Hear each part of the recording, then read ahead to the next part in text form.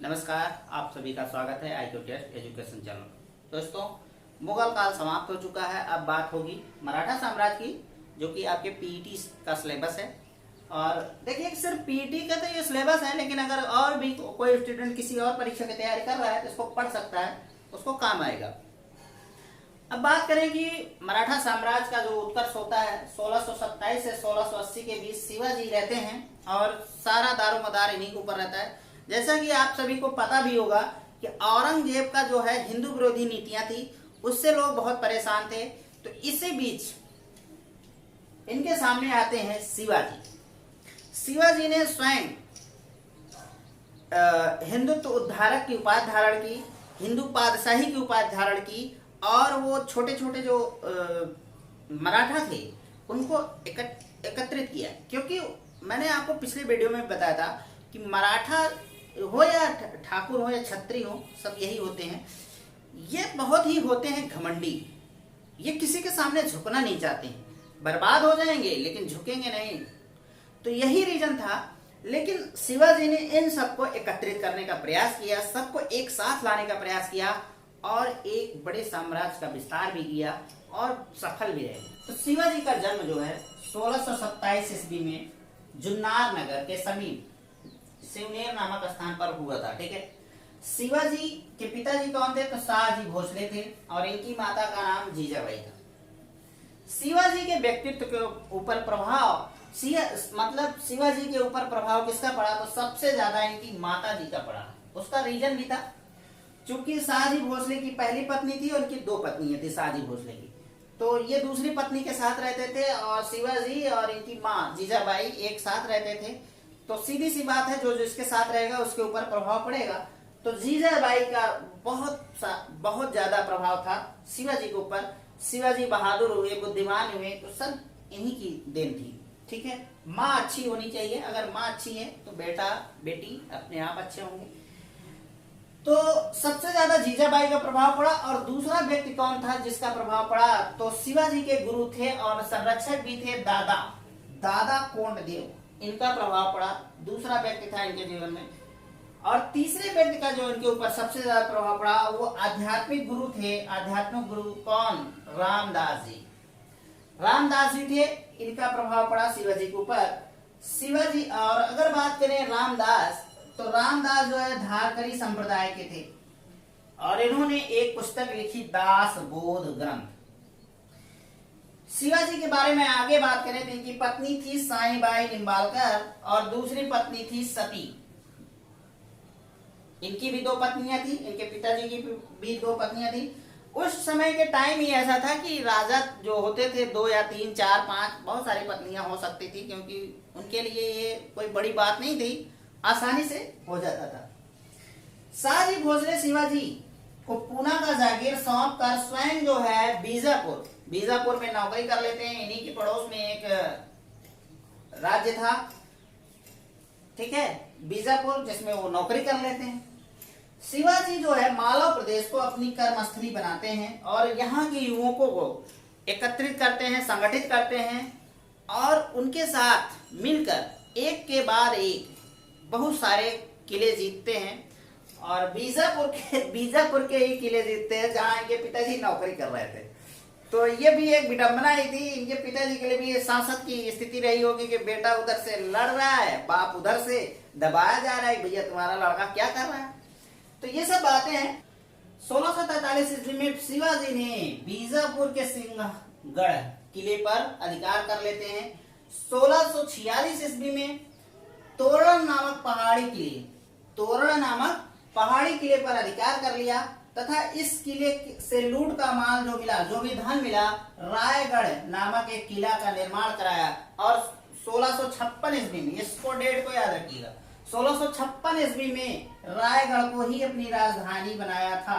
ये रायगढ़ इंपॉर्टेंट है, इसको याद रखिएगा कि शिवाजी ने कब अपनी राजधानी रायगढ़ को बनाई थी। ठीक है। ये किले जो है इतने नहीं इंपॉर्टेंट हैं, लेकिन ये डेट जो है आपको बहुत इंपॉर्टेंट है कि राजधानी कब बनाई। ठीक है। 1648 ईस्वी में फिर क्या हुआ? शिवाजी ने पुरंदर के किले को छल से किससे जीत लिया? नीलोजी नीलकंठ से छीन लिया था। फिर 1656 ईस्वी में शिवाजी ने जावली किला जावली किला किससे छीना था? तो चंद्रराव से अपने कब्जे से वापस ले लिया, जीत लिया। फिर 1656 ईस्वी में ही शिवाजी ने चाकन, पुरंदर, बारामती, सुपा, तिकोना, लावगढ़ अनेक किलों को इन्होंने जीता था। ठीक है, तो देखो भाई, राजनीति हो या फिल्म की दुनिया हो, वहां कोई अस्थायी दुश्मन नहीं होता है। सेम कंडीशन उस समय भी थी कि जैसा कि आप सभी जानते हैं कि शिवाजी ने जो है बीजापुर का बड़ा नुकसान किया था, बहुत सारे किले जीते थे। लेकिन होता क्या है कि 1657 ईस्वी में औरंगजेब जो है बीजापुर पर आक्रमण कर देता है। आक्रमण तो कर देता है तो बीजापुर घबरा जाता है, भाई मुगलों की बहुत बड़ी सेना थी। तो होता क्या है कि बीजापुर जो है अपने ही दुश्मन शिवाजी से मदद मांगता है। शिवाजी के भी उसमें कुछ स्वार्थ था, उन्होंने हामी भर दी और 1657 ईस्वी में पहली बार मुगलों का मुकाबला शिवाजी से होता है। ठीक है, फिर क्या होता है? होता ये है कि भाई मदद तो कर दिया शिवाजी ने, लेकिन इनकी बढ़ती हुई शक्ति को देखकर बीजापुर परेशान था।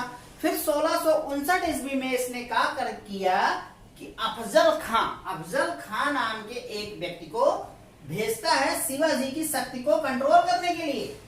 लेकिन शिवाजी थे बुद्धिमान और इसकी कर देते हैं बगनक सी हत्या। इसके पीछे एक छोटी सी कहानी है, मैं आप लोगों को बता दूं। अफजल खां जो था बहुत ही बलिष्ठ था, बहुत ही ताकतवर था और उसको अपनी भुजाओं पर बड़ा विश्वास था कि मैं जिसको अगर गले लगा लिया तो फिर अगर मैं चाहूं तो उसको जान से मार सकता हूं। तो उसने यही चाल रखी थी।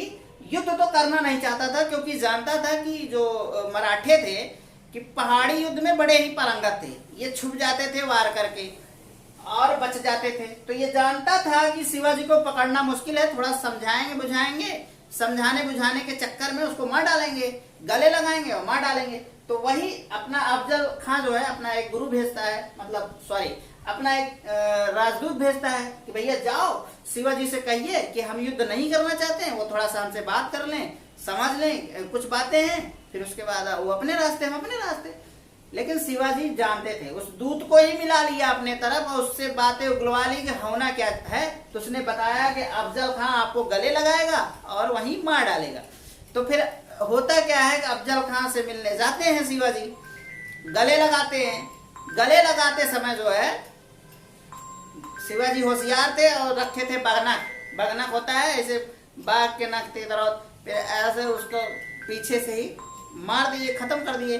तो इस तरीके से अफजल खां जो है मौत के घाट उतर जाता है, मर जाता है। फिर आगे बात अगर करें, शिवाजी की सफलताओं से जो है बीजापुर भयभीत हो जाता है, एकदम से बीजापुर भयभीत हो जाता है और इसको स्वतंत्र शासक मानने के लिए विवश हो जाता है। लेकिन इसके बदले जो है शिवाजी ने पन्हाला और चाकन का किला बीजापुर को वापस कर देते हैं। इसमें शिवाजी का भी फायदा था और बीजापुर का भी।